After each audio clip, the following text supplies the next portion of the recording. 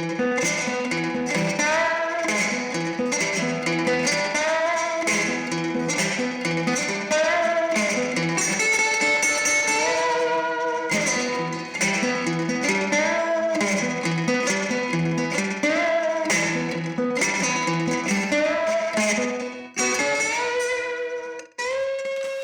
welcome guys.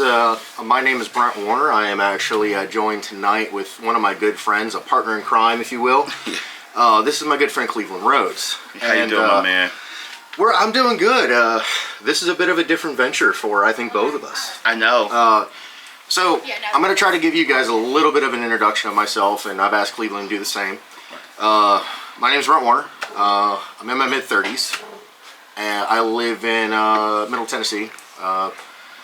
Same town he does. Yeah, yeah, definitely. So we're actually starting a new project, and this is obviously associated with some of my other projects. So I have a podcast as well, but this particular what we're talking about right now is actually the newest thing, and it was from a conversation. Right, exactly. It was a conversation that I think changed both of our lives and the trajectory of what we're at. Yeah. But with that being said, so the date that all of this came about was October 11th. Right. I had a doctor's appointment, pretty crucial one that day, and it was just I needed a brother to talk to about a lot of stuff that was going on. So he and I happened to go to a bonfire that night. It's all right. So how the conversation started versus how it ended was very different. Yeah. So we both are fans of blues music. So Definitely. yeah, the name obviously of this show and of the radio show that we're actually going to be doing here in just a few minutes is called Whiskey, Tobacco, and Blues. Right. This is a new venture for both myself and Cleveland, and part of the reason why he's here is because he's just one of my managers with this project. Yeah, definitely. What we're hoping to do is to show everybody out there, that hey, early blues music, what we know as folk blues, it's not dying if we can keep it alive. Yeah. But with that being said, I'm basically just a content creator, guys. I'm nobody special.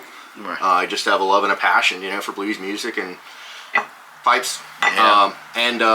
So this is kind of a monumental night because Cleveland had no idea I was doing any of this. No, I absolutely did. And so back October 11th, we had a really, really interesting conversation about exactly what the title is. Right. And so I'm standing there telling him how I want to get into voice acting and all these different things, and he goes, "Hold on one second."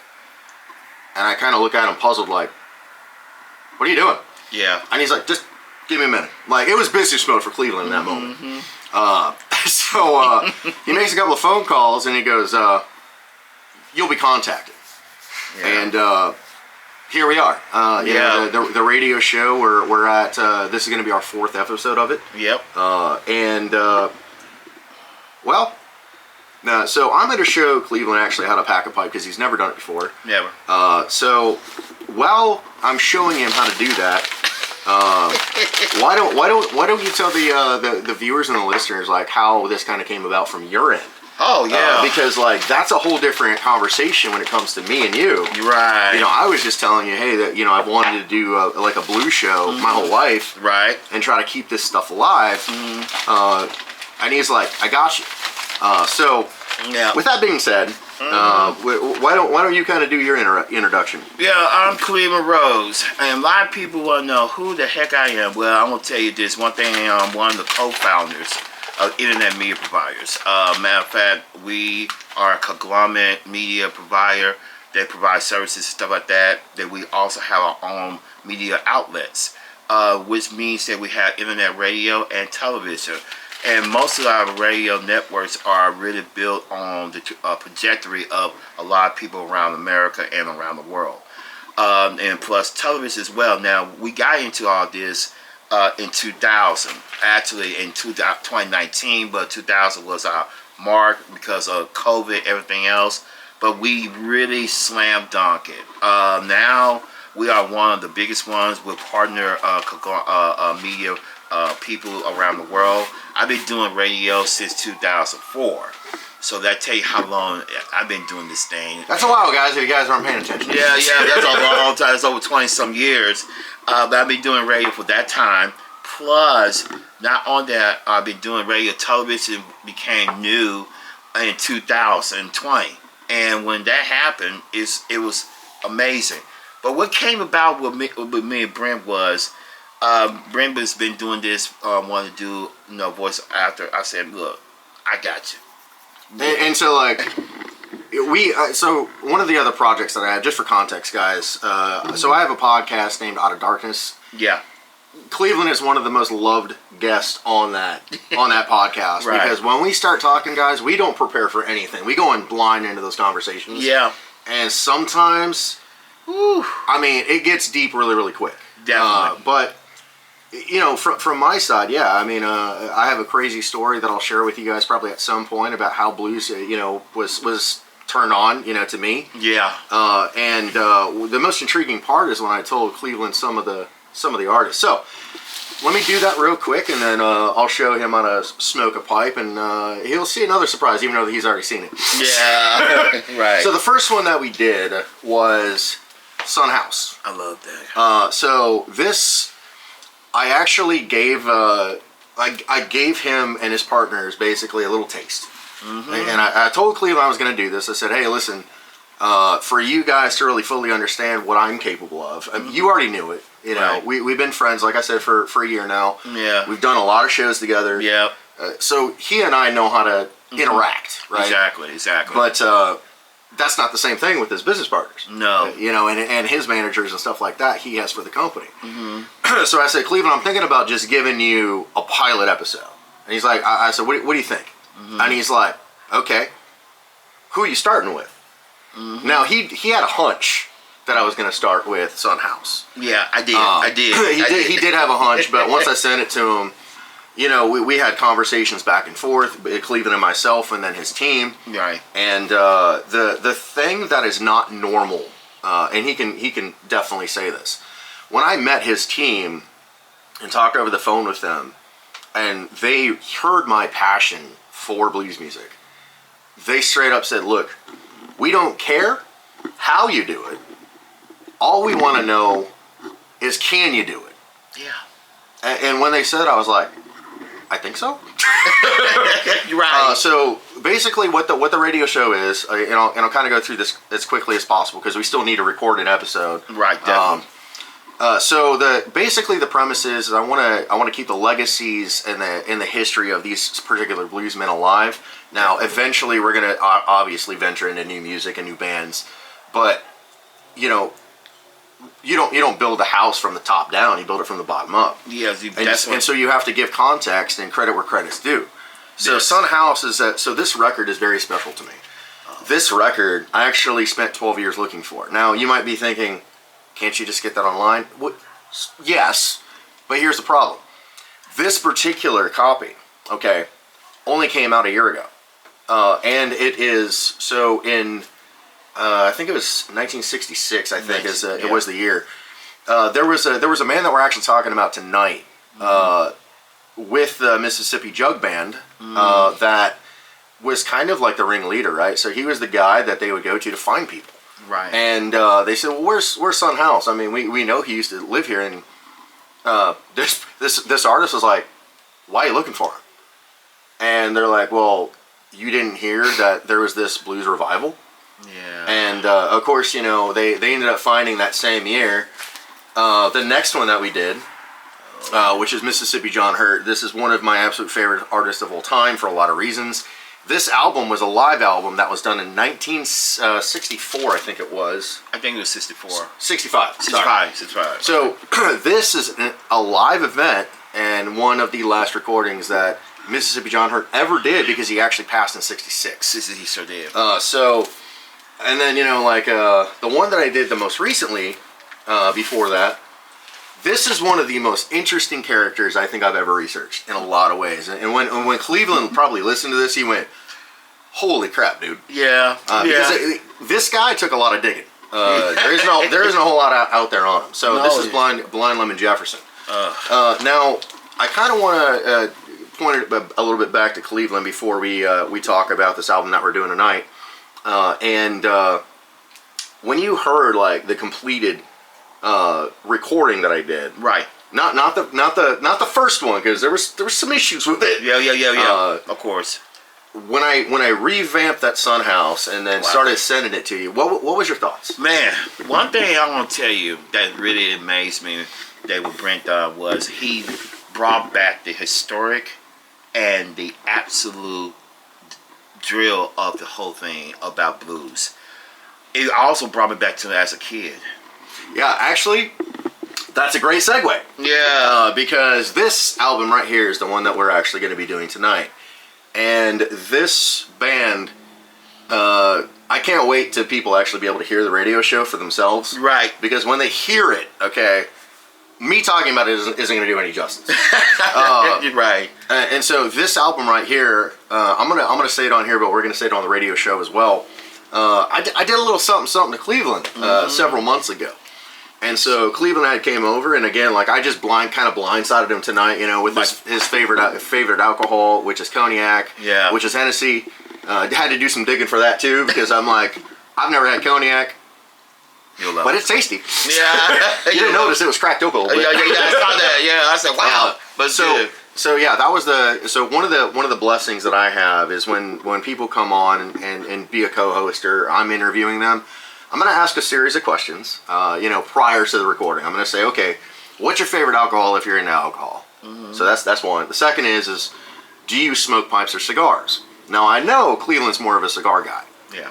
But I wanted to introduce him to, pipes and that whole environment, because it's a whole different thing. Right. The flavors, the way that you smoke it, I mean, I could go on and on.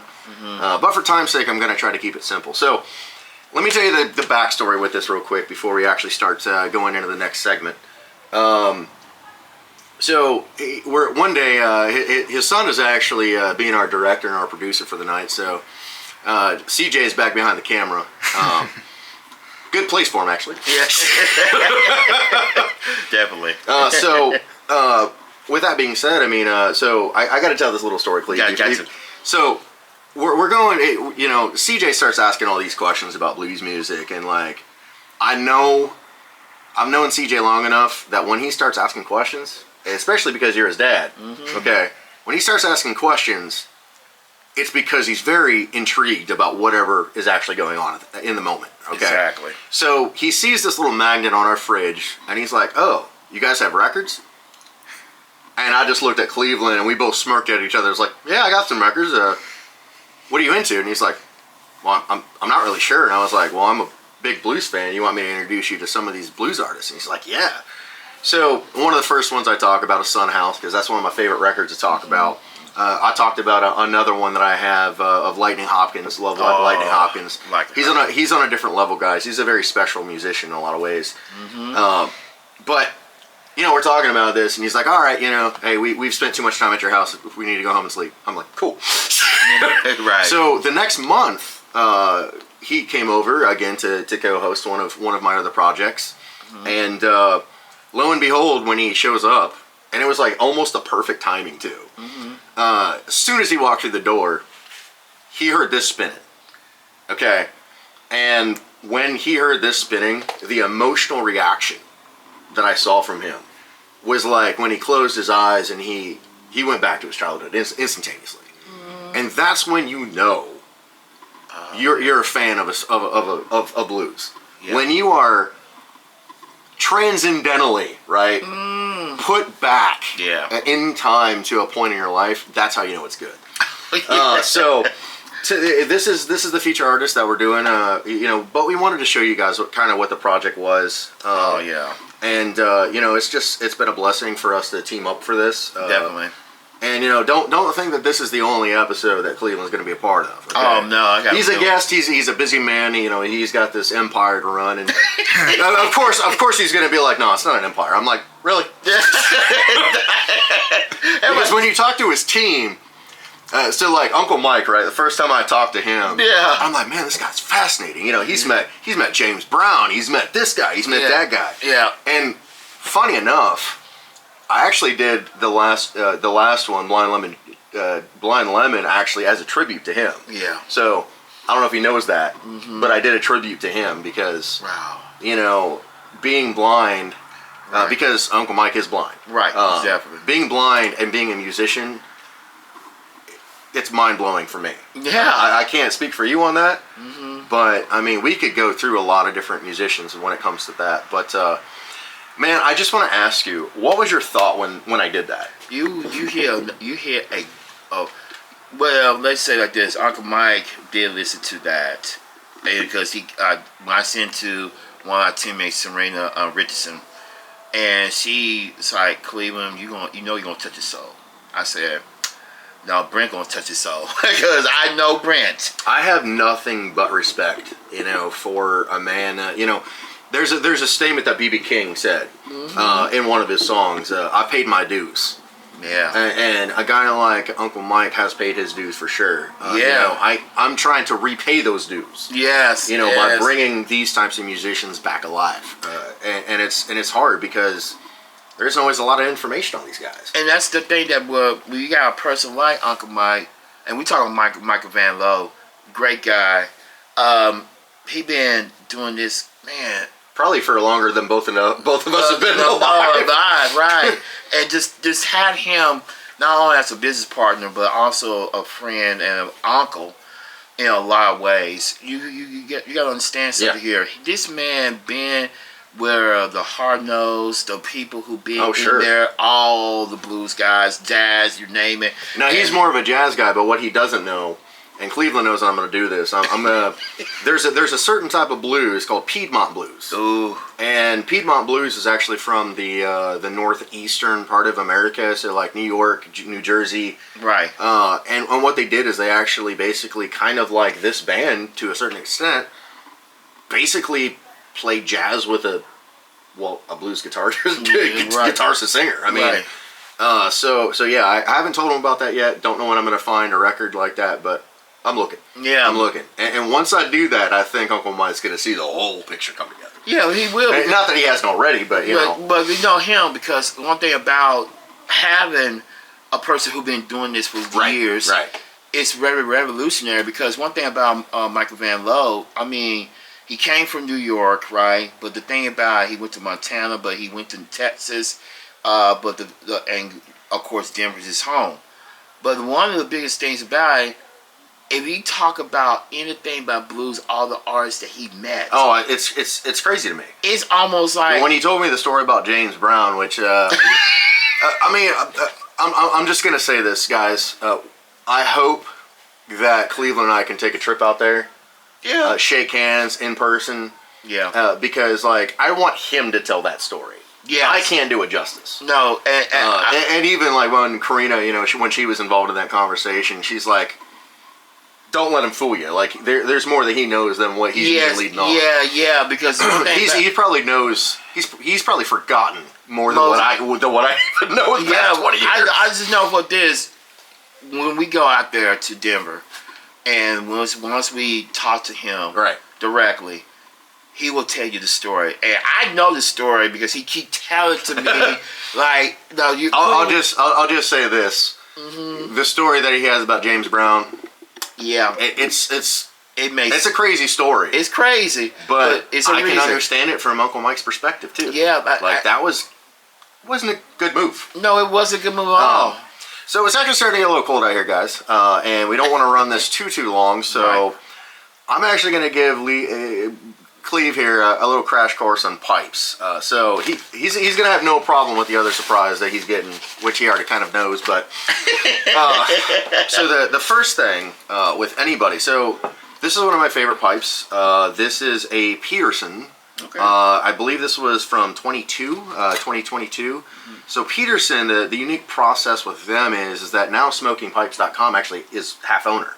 Really? So yeah, they've took that on. They actually financially have built the company back up, which is incredible. Okay. But they do special editions every year. And this is actually one of their St. Patty's Day specials, obviously with a green stem. This shape is called a bent apple. I have a couple of different bent apples. I'll share that with you guys probably in the next one or something. You know, when we have a little bit more time to work with. So there is a certain way that you can pack it to actually be successful. That is one of the biggest mistakes that beginners make, is how they pack their pipe. Okay. So you want to have a consistency of like, not necessarily like sucking on a milkshake, Okay. but you want to be able to like get the full smoke. Smoke. Right. Gotcha. So he's familiar with, like I said, with cigars. Been a cigar guy for a long time. This is a whole new thing for him. Right. But you know, when you're one of my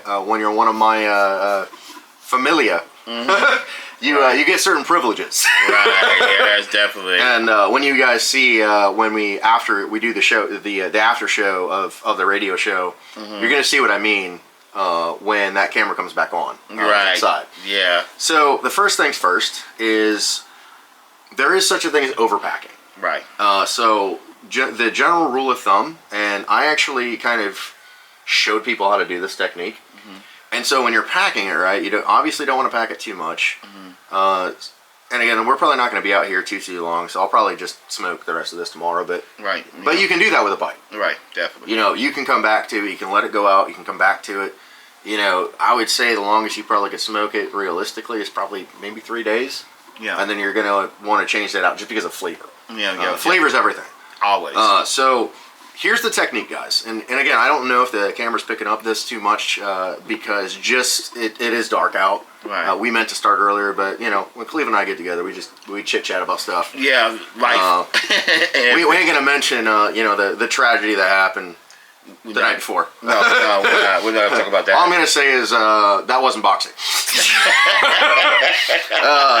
I'll leave it at there. So Right. here's the technique that I've developed over the years. So you're gonna take pinches, right? Right. And you're gonna put it in, but as you're putting it in, you can actually, and again, I'll show this inside, guys, if you're actually really wanting to see it.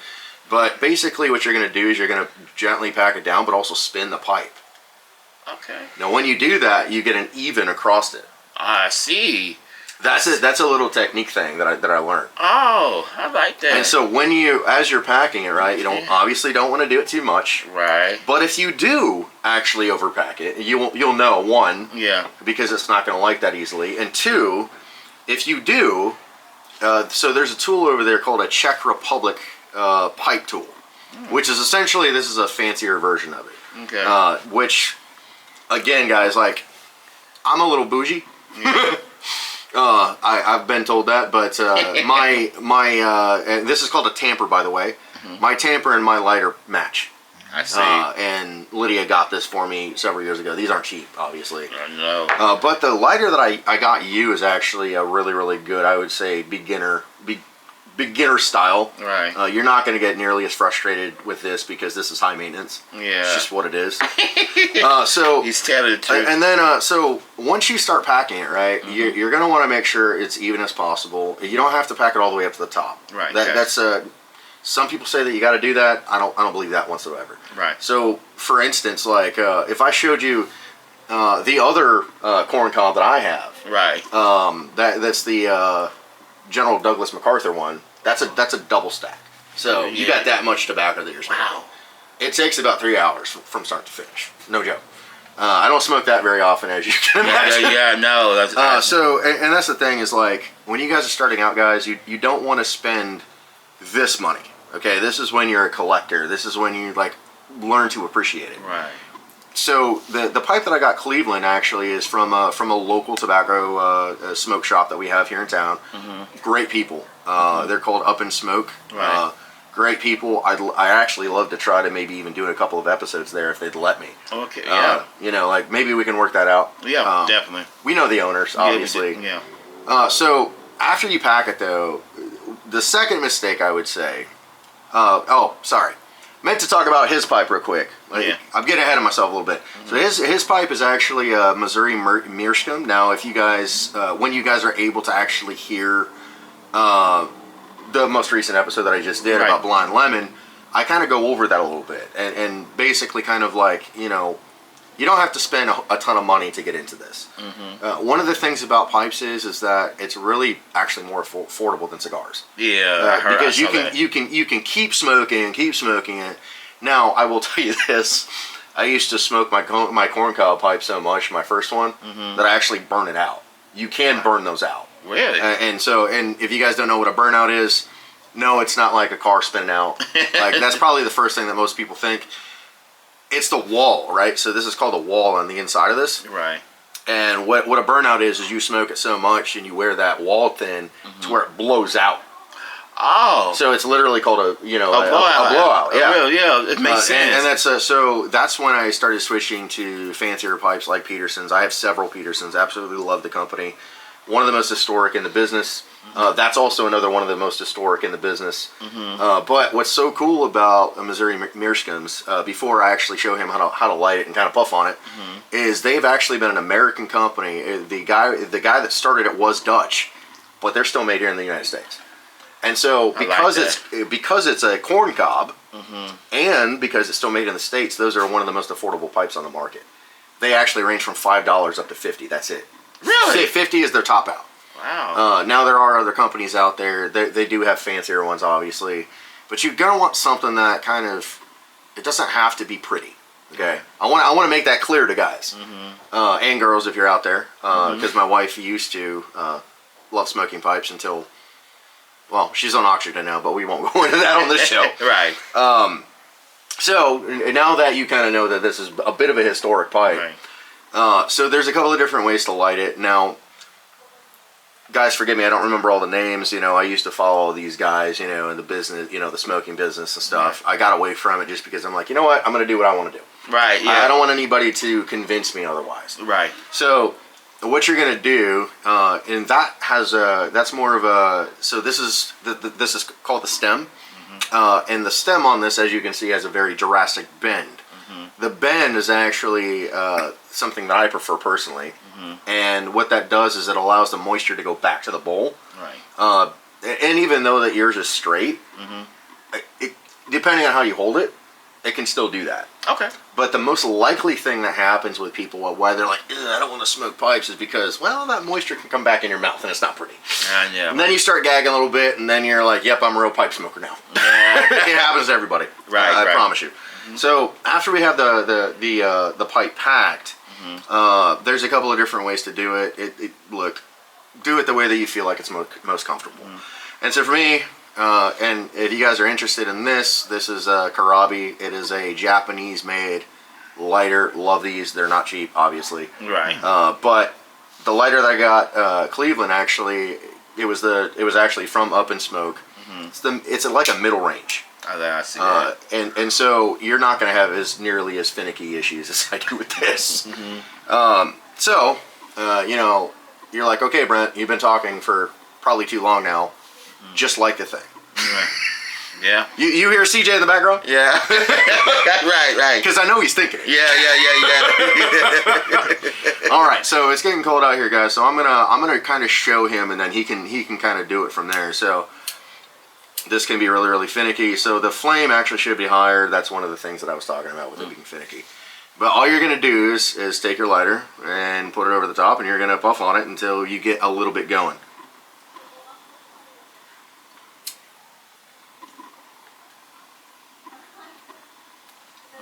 Okay.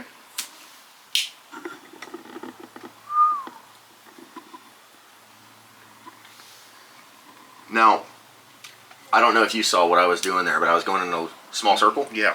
That's the easiest way to start it because you want an even burn. But this isn't like a cigar to where you light it once and you're done. I see. Ah.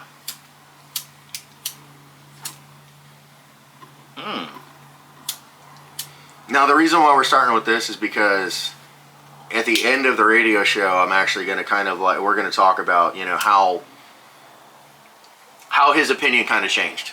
Yeah. Because I think after you start getting into this a little bit more, your opinion's probably going to change a little bit. Oh, yeah, you already know.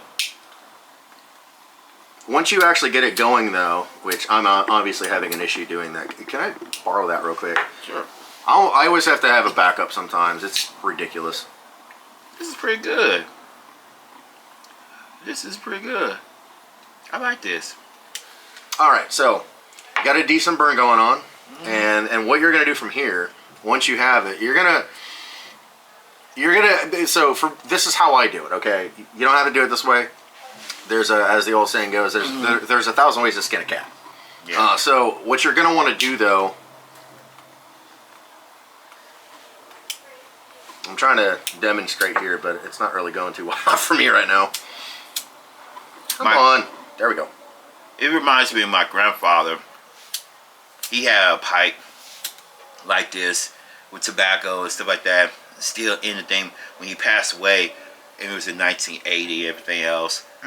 Wow, this All right, this is what I was trying to demonstrate. You guys aren't going to be able to see this on camera, but what you want to do is try to get an even light, and then once you get it going, so I generally try to do a bunch of like small puffs to get it going. Right. You know, it's starting a fire. That's what you're doing. Yeah, pretty much. It is a controlled fire for all intents and purposes.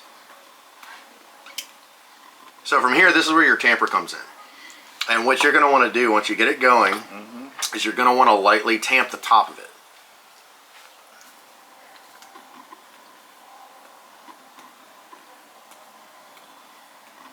Okay. And this is going to be an indication of how long I've been doing this, guys, because yeah, I can do the French and I can do the smoke holes and all that type of stuff. Right.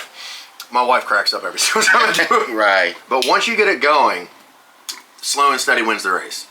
What I love about pipes is the fact that you can still have a conversation. You know, I'm not saying you can't with cigars, but you probably agree with that. Yeah. Like it's not like this. No, this is you have way to have, different. You have to have patience for this, and you have to kind of appreciate what you're doing. Yeah, you do. And this is really, really, really good. Trust me. I've been a cigar smoker for years. I stopped. The main reason why I stopped smoking cigars because of my wife. Well, so I mean, the nice thing with this is the smell is pleasant. Yeah, it is. It's not like a cigar whatsoever, and of course, we're always going to tell you to respect your wife. Yeah, well, yeah, definitely. But that's one of the reasons why we're out here right now, so I can kind of demonstrate this for him. But with that being said, This is good. I think it's safe to say that you know, after we eat a little bit of food, we can get back there and get busy recording. That's right. Because it's a 2-hour special if I didn't say that. Right. So we'll come back after we're done recording for probably a few minutes. And man, I can't wait for people to actually hear this, like, you know, live. You know, like wherever we're able to get it on a station or whatever. Oh yeah. So many people have been asking already. You know, it's really funny. This is a good segue what you just said. Our network, we got, like I said, we got several of them. We got the RM. It's going to be RMJ now. He's changed it to RMJ Radio. That's going to be coming out in another few weeks over there on Uncle Mike's turf. And on our turf, it's called My Genre Radio, which will be on Saturdays because we got to call the Blues Nation.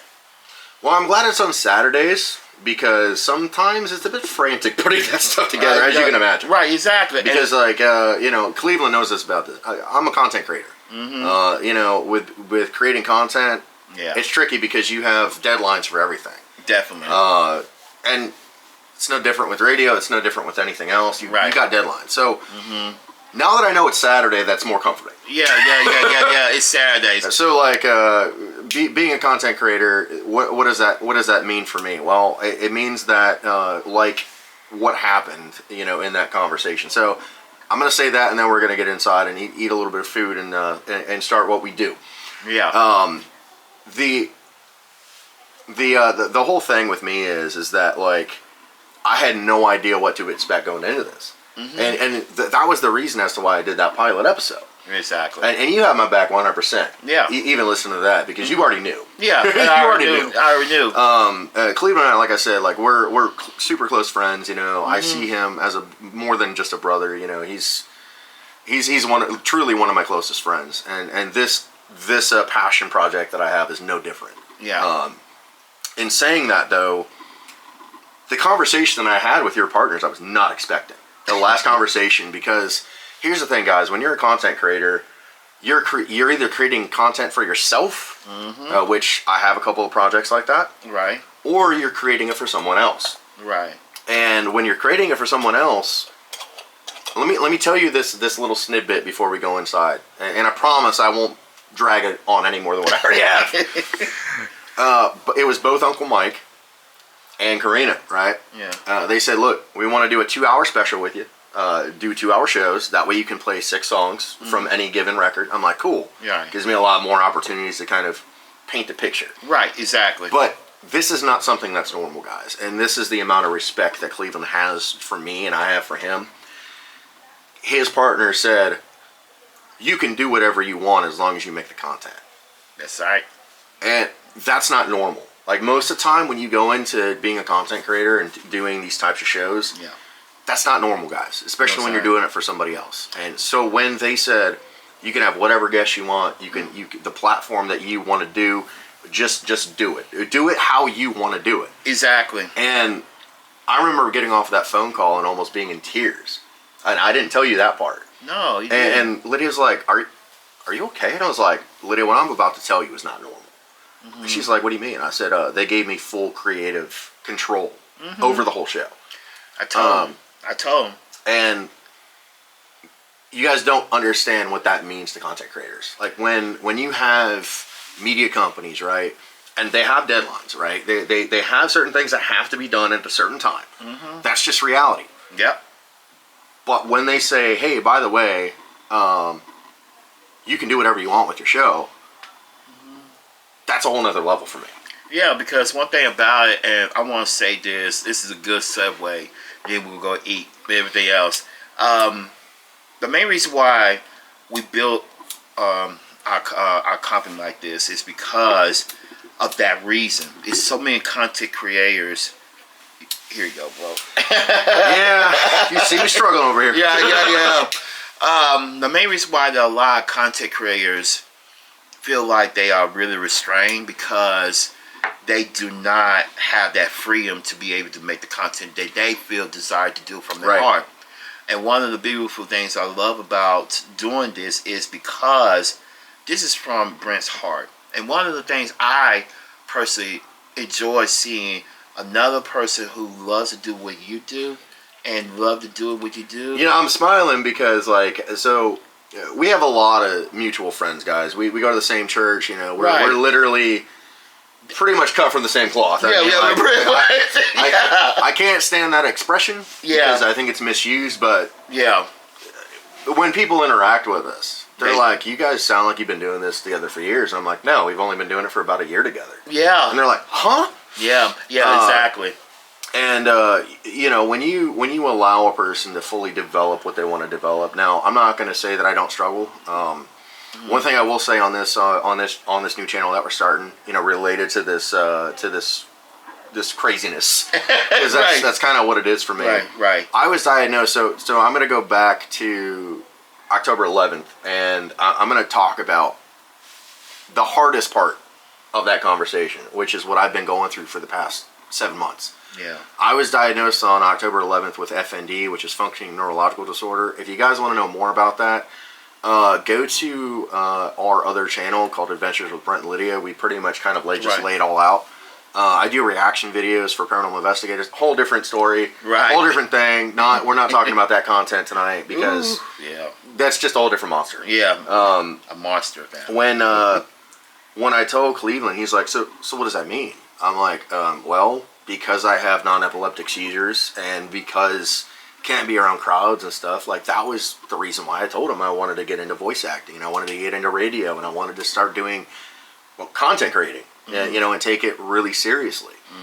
And he instantaneously like saw the change because I realized like I can't just go and get any job. Right. Because anything can trigger a seizure. Anything can trigger disassociation. Guys, there's a lot with FND. I'm not going to really talk about it right now just because this isn't the place to do it for me. Right. But that was what that conversation led into. Exactly. Because the connections that this man has is mind-blowing for me. Yeah. He's just... Cleveland's one of the most friendly guys that you'll ever meet. And I truly mean that. Like, he loves talking to people, loves getting to know them. And I do too, but I have to do it differently. Yeah, you do. Everything is just different for me because I'm I have to build my life around that.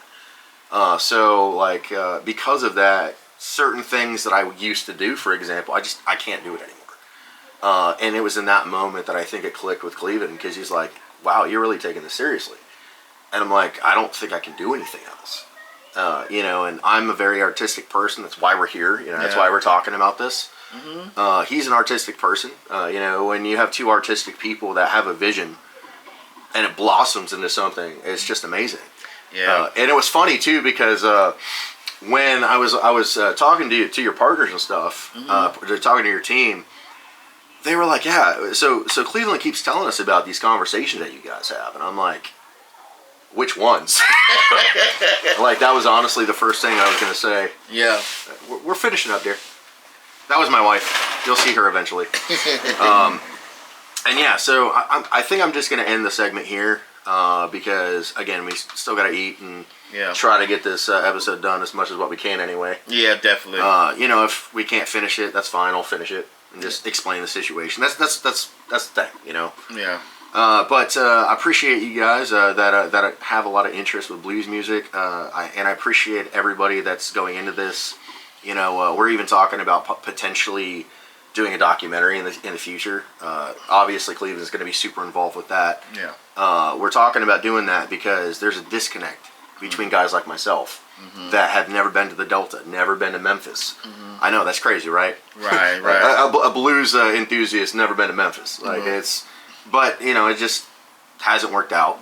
I would take him to Memphis. Trust me, guys. Yeah, so we have some stuff planned, and that's the reason why we started this channel, introduced ourselves, because there's so much more about blues music that I'd love to share on that radio show. But again, it's timed. Yeah, right. And I can only do so much. So this is the platform that we're going to be able to do that. So the only thing that we can hope for is that when his schedule kind of slows down a little bit, which it probably won't.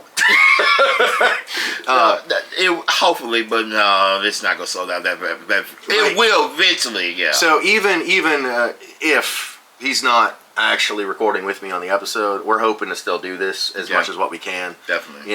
Explain and just keep these legacies alive. Definitely. So we'll see you a little bit later after we do the show. So check y'all later. There we go. Hey guys, just coming back. So we were able to do the radio show. It went off without a hitch, pretty much. I want to do a huge thank you to the man standing behind that camera. Why don't you introduce yourself real quick, CJ? Hello. Okay, no, come around the cave. Come on now. So this young man was able to produce us all night. He did a great job. Never done it before. I was able to give him the opportunity. He did great, so he's going to be a producer now and a director. I thought he was going to do that. So one of the funnest episodes I've ever done. We were going over the Memphis Jug Band tonight. A lot of emotion, good emotion, I would say, from all of us. Right. What do you want to say about this tonight, Cleveland? Man, what? Now that you see it in person, right? Oh man, it's awesome. I'll tell you guys, I cannot wait till we get this thing going. Matter of fact, we have going, and we're going to give you more announcements about it. Matter of fact, I told our team, everyone else, that once we get it finalized, which I told them, they said they're gonna make this happen very quickly. So expect a phone call for Serene, probably. Could be this week. Cool. Yeah. And once we get this squared away, because once we got all the finalized and everything else, we good to go. So it could be on 4 or 5 different networks, but definitely radio, because we're going to push it and everything else. And also this one here that he's doing on YouTube, expect it on TV as well. So I can't wait. We're just.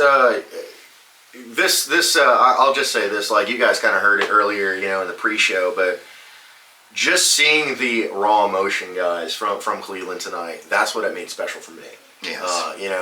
This blues is one of the most emotional, and people don't really fully understand blues, and there's probably a good reason behind that, but the amount of emotion that, when you start thinking about these guys and what they went through, and the hardships, right, it's overwhelming. It really is. And like one of the opportunities that we're going to try to do, guys, and I haven't really shared too much of this with Cleveland, but I actually have a couple of pieces of papers I want him to take home and kind of ponder about. Okay. The other thing, I told you that the second surprise, well, it is right here. So we have been sipping on Hennessy all night, which is his favorite cognac. Yes. Surprised him. So one of the things I personally am going to try to do if I have a guest on the show, no matter who it is, no matter if I know him really, really well or not, going to ask him a couple of questions. And that question is do you smoke pipes? Do you smoke cigars? What's your preference? And what do you drink? Right, exactly. Because, you know, that brings a whole different level, honestly, to this project. Yeah, I know. What's your thoughts on this, young man? I think this is amazing.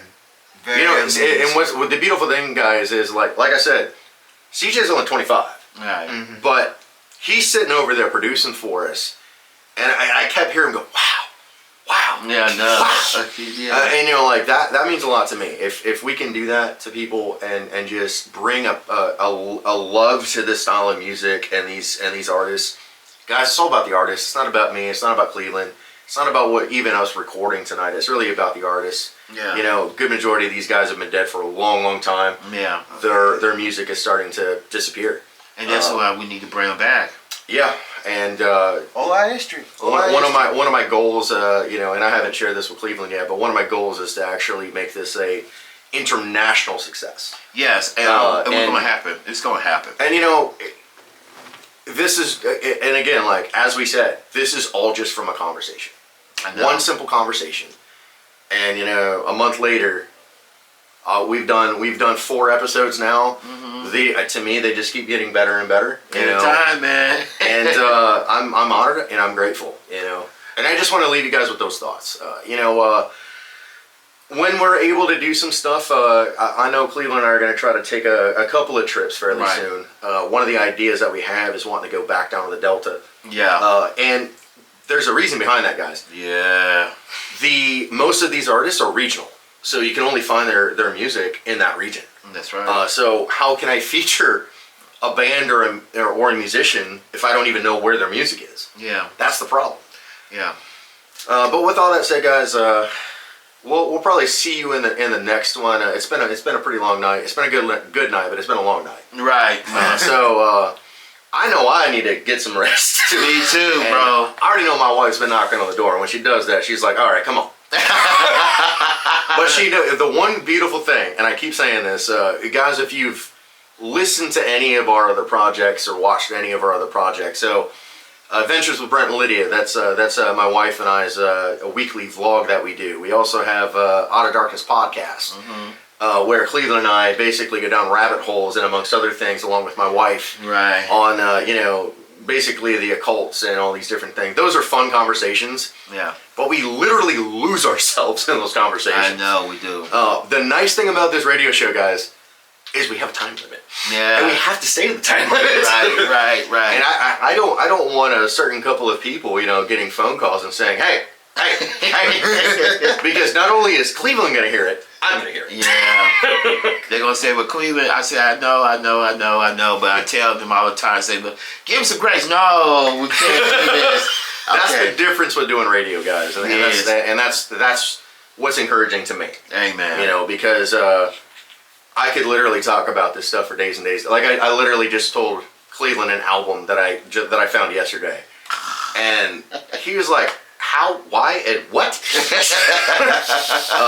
But with all that said, guys, you know, I hope this is going to be an encouragement for anybody who watches the channel and, you know, listens to the show.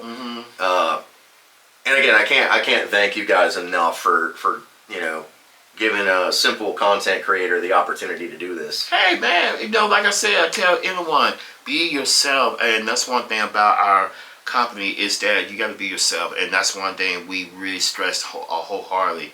The more you guys be who you are, the better the chances that it's going to come out in the best way possible. Amen. Yeah. Yeah. All right, guys. We'll see you in the next one. All right.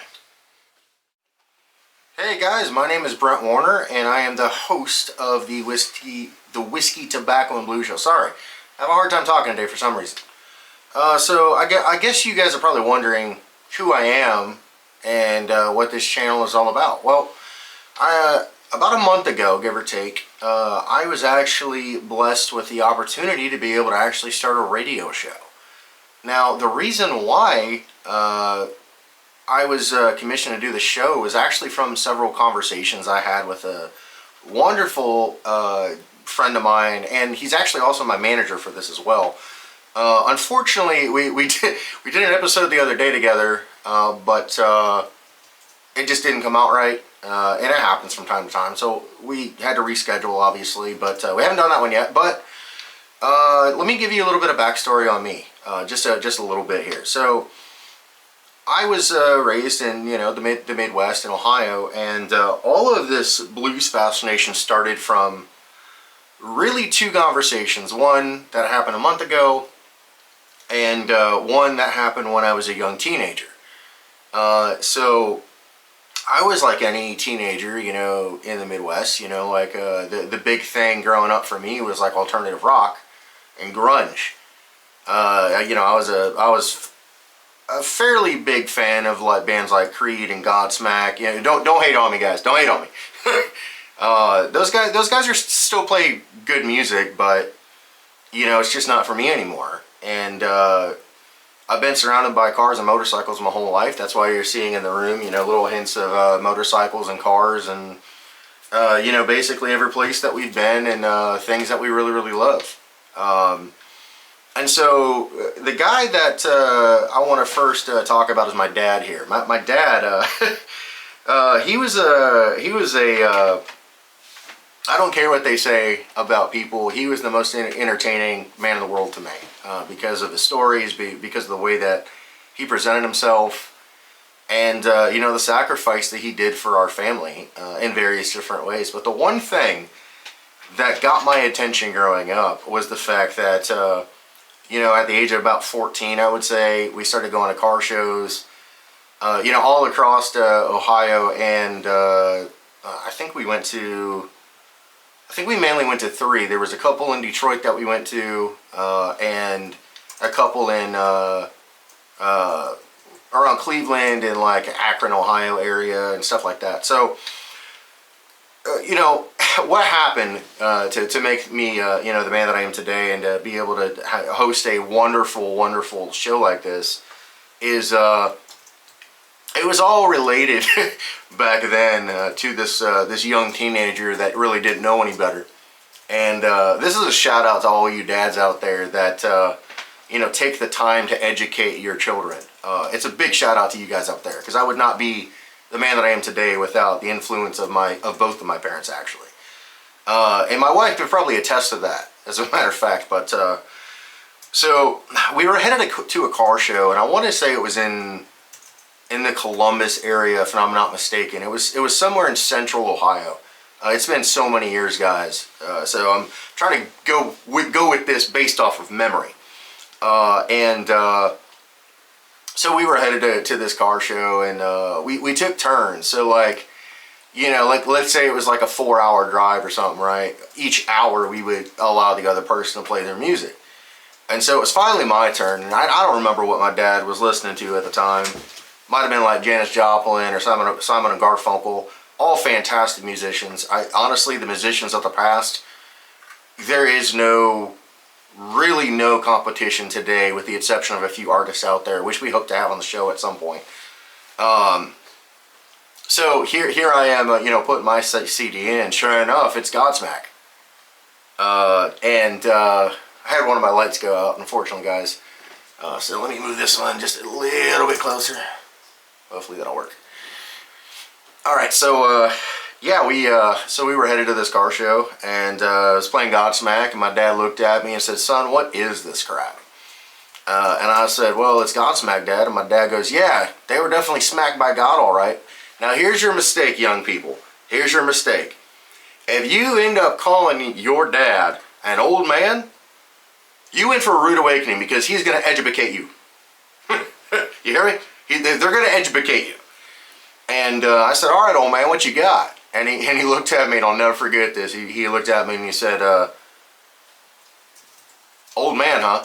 I was like, "Oh, crap." Like, after I said it, right, it was one of those things that was like, I'm probably going to regret that. But he was like, okay, I'm about to teach you real music. And I'm like, okay. I thought, these bands were real music. He's like, no.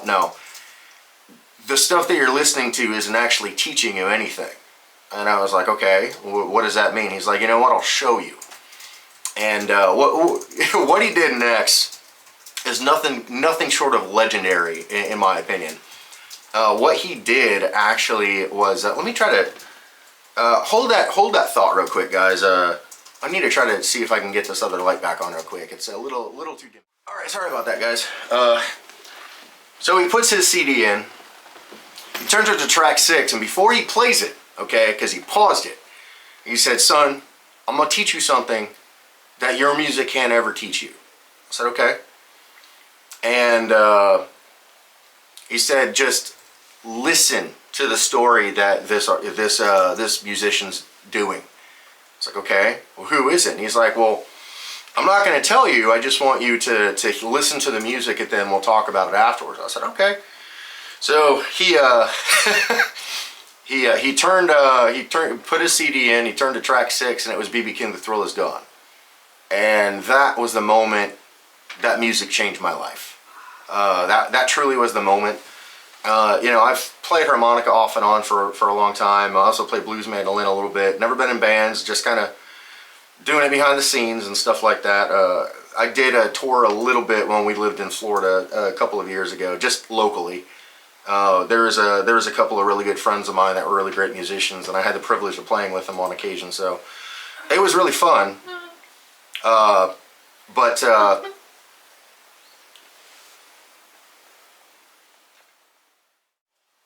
Alright, sorry guys, I had to check on my wife for a second. So yeah, that was the moment for me when my dad did that blues music completely changed my life. So one of the things I tell people, when they ask like, hey, who taught you, how to be a man? And I said, well, it was my dad, yeah, but blues music can do that. Especially the early artists, and that's honestly what we've been featuring. So I'm just going to quickly go over the records that we've already featured and the one that's actually going out next, which we're actually going to be recording tonight. But before we actually do the after show, once I'm done in here showing you guys the records, I'm actually going to go out to our back deck. Because, this show isn't just blues, it's whiskey and tobacco. So I'm going to show you what we chose for the tobacco / pipe of the week, and what the choice of whiskey that we chose to pick out for this week. So that being said, the first show that I did, and this was when they kind of realized something about me. So I will try to zoom in as much as I can here so you guys can see that. Okay, I don't know how well you guys can see that there. There might be a little bit of glare, but this is Son House, okay? And Son House has been one of my absolute favorite musicians most of my life. And this particular album has a bit of a backstory for me. So this album is an exact copy of the... I'm trying to think exactly how to word it here. So the 1963. So here's a little backstory about Son House. Son House was originally from the Delta of Mississippi. He's known as a Delta blues artist. But back when he was actually an up-and-coming musician, they called it folk music. So a lot of these early artists are actually considered folk blues artists. They're not just blues artists. Son House was a fascinating man for a lot of reasons, but what's significant about this particular reissue, this only came out like last year, the year before. It's a relatively new reissue, but when he actually recorded pretty much one of the last recordings he did before he passed, was he actually, while he was, I think, in New York, if I'm not mistaken, they had asked him to play all of his original tunes, and by the early 40s, probably to about 62, Son House at the time actually stopped playing music. He didn't feel like his music was relevant. Which is interesting because there was two guys primarily that came out of California. One of which was they were father and son. It was the father and son Lomax, and so it was John Lomax and Alan Lomax. Now, John Lomax was considered a folklorist, so his main thing was trying to keep this music alive as much as they can. So many of these early recordings were pretty bad, and because there was no music rights really in the pretty much from the late 1890s to, I would even be willing to say, early 40s, there really wasn't any rights for musicians back then. So you would have people show up, record you, and take off and never see them again. Which the first recordings of Son House, that's exactly what happened. So he was introduced to the Lomax, the father and son duo, when he actually moved from the Delta to Rochester, New York. And, he basically, this was essentially the last album he ever did. But that album that I just shared with you guys, this one right here, is an exact reissue replica of that album that he did in the 60s. And there's a bio on the back of it. Wonderful bio on the back of Son House and, how all that came to be. The next artist is one of, I say that Son House is one of my favorites, but the next one truly is one of my absolute favorite early bluesmen of the period. So the next episode that I had featured was this one right here, which is Mississippi John Hurt. Now, what's so cool about this one, I'll try to zoom in here just so you guys can see this. Yeah, see that? I'm trying. So, what's so amazing about this one is there's been a couple of people, honestly, that kind of question me about this album specifically, because they're like, wait a second. That album is from 1965. I said, yeah, you're correct. So this album right here, now I do actually have two Mississippi John Hurts. This one is, I would say, the lesser famous out of the other one. That one was a fairly recent reprint from within the past probably 5 years or so. This one is an original. So this was actually, it was recorded, so it's a live album, which means exactly how it sounds. But the concert was actually done at Oberlin College, and it was a live show. So this is one of the last albums. Mississippi John Hurt actually passed in 1966. So the very next year he actually passed. So many of these albums were actually put out after his passing. But he was actually still alive, I believe, when they did this one. But man, what a powerful record this is. Because the reason why this one is in my collection is a little story that has to do with my wife. One of my wife's absolute favorite songs is "You Are My Sunshine." She sings it to me almost every day. I love that woman to death, so the thing that he was doing with the crowd was he wanted the crowd to get involved. Sorry guys, I have a hard time talking sometimes. And so he ended up actually playing "You Are My Sunshine," and the whole crowd was singing it with him. What a great way to end a concert, to do a sing-along, and that tells you the difference in time. But that is a absolute fantastic record. The last one that I just did before the one that I'm going to talk about today is this one right here. Now, this is a reissue. I'm not exactly sure of when this was a reissue. Let me try to zoom in again. I apologize. Definitely want you guys to see this as much as you can. You guys see that? It's Blind Lemon Jefferson.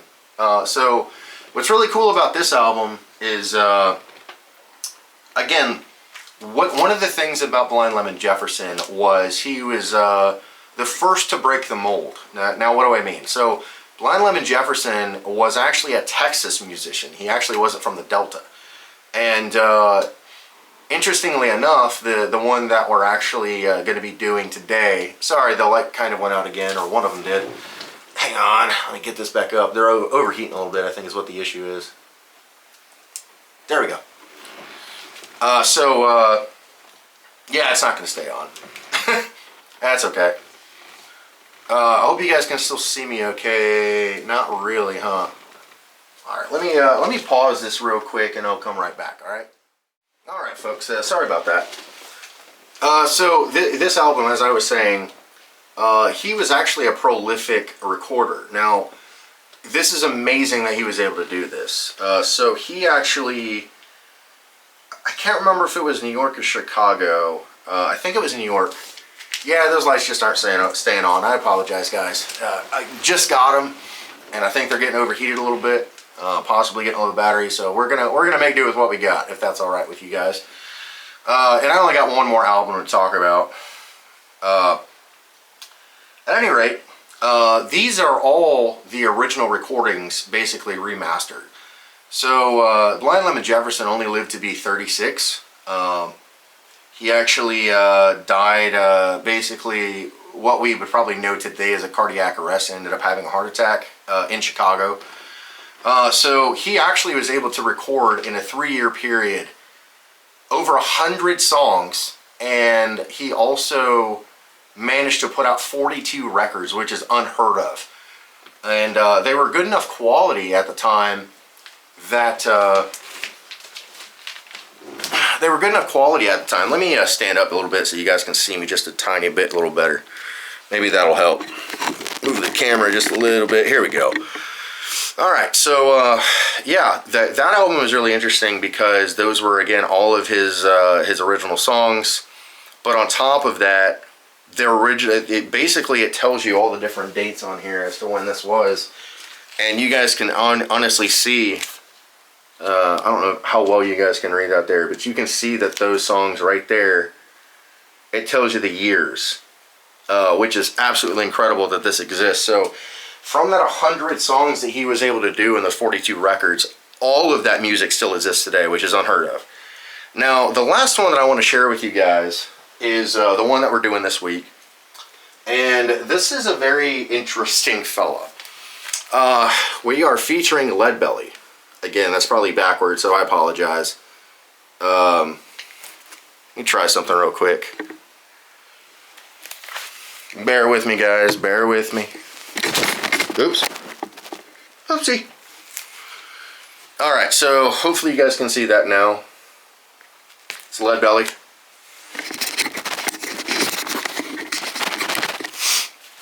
Now, what's interesting about him is that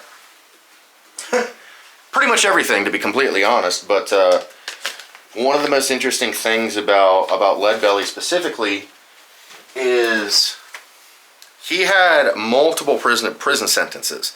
Multiple. And essentially, one of the stories is that he basically had been met by Lomax in prison after he was actually indicted for murdering a family member. And losing all my lights here, guys. That's all right. But anyways, with that being said, that was essentially what happened. Is that he was in jail, and it was John Lomax that discovered him 33 years after the fact. So yeah, Leadbelly had been recording and performing for 33 years up until that point. I gotta let Lydia get by just real quick. There you go. Saying something about me? If I did, I don't remember what I said. It was nothing negative. Maybe if I do that. There we go. That's a little better, I think. Yeah, so all my lights kind of overheated, which is okay. That's fine. They probably need to be charged and stuff anyways, but yeah, so his career was very, very interesting. And he was in and out of jail basically from 1915 all the way up to 1938, I think. in between Louisiana, where he's from, and Texas, and back and forth again. Just a really, really interesting guy, and I'm very, very happy to be able to share that with you guys. So right now, I'm going to take a break for a few minutes, and I'll come back with you guys outside on the deck where we can actually share a pipe together. How about that? So I will see you in just a little bit. Hey guys, sorry. I have a disorder that doesn't allow me to speak right sometimes, and apparently I said bite to eat. Is what Lydia just told me. I meant so we can have a little smoke together. That's what I meant. So if you're thinking, wait a second, that didn't sound right. Yeah, it wasn't. Are you gonna show them the whiskey that I chose out? Yeah, I'll do that out there. Yeah, I chose out the whiskey, guys. Yeah, she's behind the scenes. That's what she likes to do. This whiskey is interesting, though, along with the pipe that we're going to be talking about. Which pipe? One of the Petersons in my collection. Oh, you're gonna do the church warden? Not the church warden. That's one's mine, but I can't smoke anymore. I'm on oxygen. It is what it is, guys. All right, I'll come back at you when we get out You better there. get used to this camera because I am goofy, and that's just how it is. Would you like to actually be in the shot? Yeah, it's up to you. I'm just gonna stay here. It'll be pretty.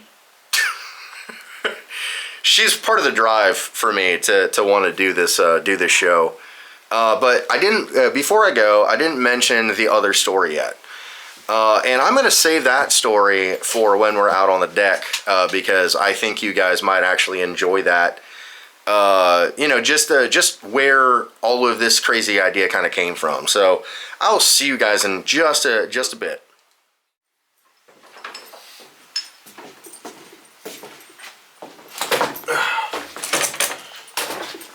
Alright guys, as promised, came out to the deck here. It's pretty cold out here, so I'm not going to be out here too long. So, I wanted to share you guys one of my favorite pipes, which this particular pipe is a Peterson. It is the St. Patty's Day Special let me actually look, because on the bottom it actually always tells you the year. And it's from 2021, so it's a couple years old. Petersons have always been one of my absolute favorite pipes, and I honestly, hang on one second, guys. This is actually helpful. I wish I would have had this when we just got done recording, but that's all right. All right, so the tobacco that I'm smoking is it's known as a light English. Let me turn this camera just a little bit. There we go. So it's known as a light English. This is actually from one of our local. It's like the only smoke lodge here in town. There might be another one, but the guys that work at this one, it's Up and Smoke Cigars and Lounge. You guys ever decide to go in there and you're in Clarksville, go talk to Arthur. He's my dude in there. Guy's one of the most knowledgeable guys about anything tobacco. Whether you're a cigar or a pipe guy, it really doesn't matter. I mean, he's pretty knowledgeable. Everybody else in there is really, really knowledgeable too. But it's one of those things to where if you guys are just starting out, it's not bad to go to somebody that has a lot of experience. So I'm gonna sit here and I'm gonna smoke just a little bit, and I'll finish the second story as to how all this started.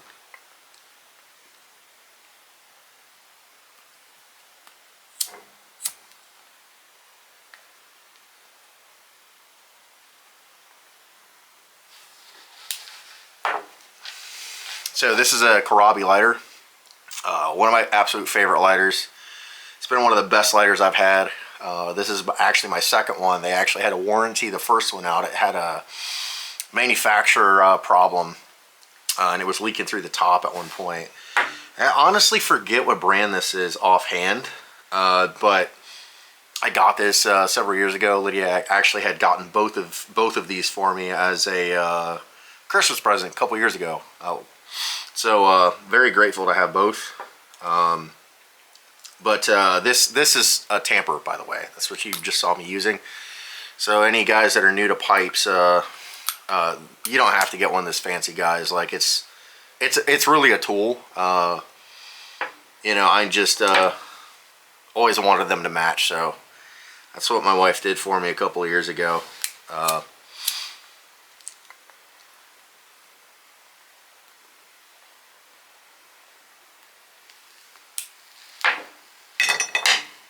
There we go.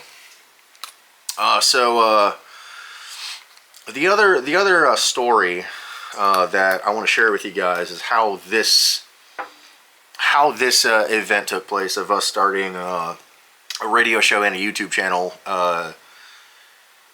Basically, so the radio show is they're still working on it. So my partner in this, and basically my manager for this, is a really good friend of mine named Cleveland Rhodes.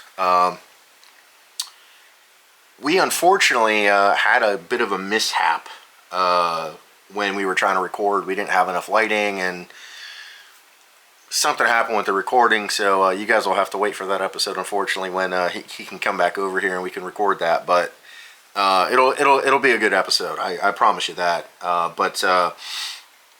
So I'll get him to kind of explain when he comes back over as to what his role in all of this and all that type of stuff. But it was the date. It was October 11th, and it's a day kind of written in infamy inside my mind because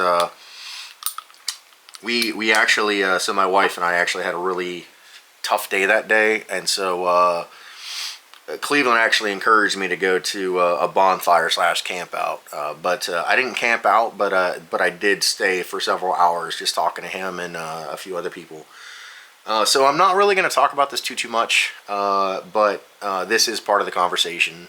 So when Cleveland got there and we started talking, he wanted to know how my doctor's office visit went. So that day I actually had a doctor's office, and I've been having movement issues. I've been having like scrambling of words and stuff like that. So if I ever go blank, guys, don't be concerned. It's just my brain going into overload. I'm sure you guys will see it at some point. But that day I was actually officially diagnosed with functioning neurological disorder. And you know, it's a complicated disability. It really is in a lot of ways. But at any rate, so the conversation started out with us just talking about that, and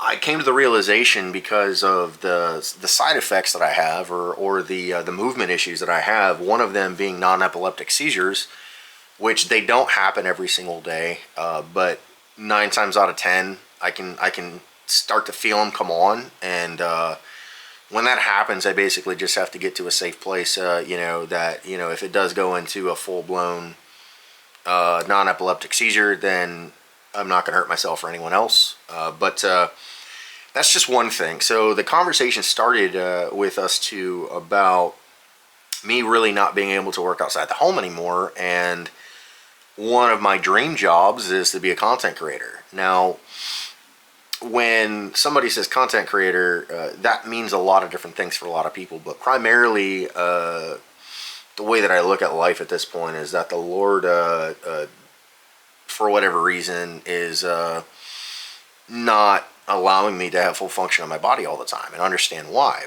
And it's okay. I'm not upset about that whatsoever, but I see myself to a lot of employers as a high risk because of that, because this disability is very unpredictable, and there's sometimes you can feel everything come on, there's other times you just can't. So with that being said, excuse me, guys, it's very challenging in a lot of ways to be diagnosed, number one, and number two, figuring out what you're supposed to do now that you have the diagnosis.